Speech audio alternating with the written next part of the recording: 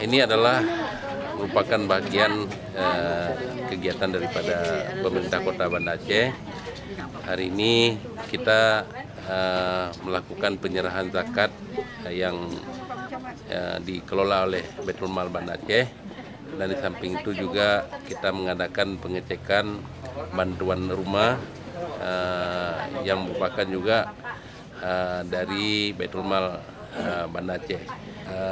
Terus kita tingkatkan, ini sudah berjalan dengan baik, dan ke depan kita terus memperhatikan terutama sekali warga yang kurang mampu, yang sudah tidak ada apa-apanya lagi.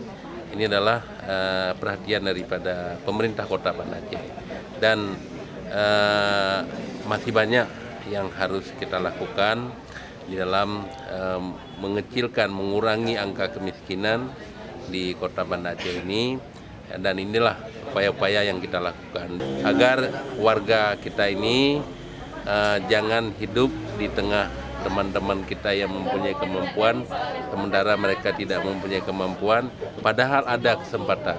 Jadi kita berharap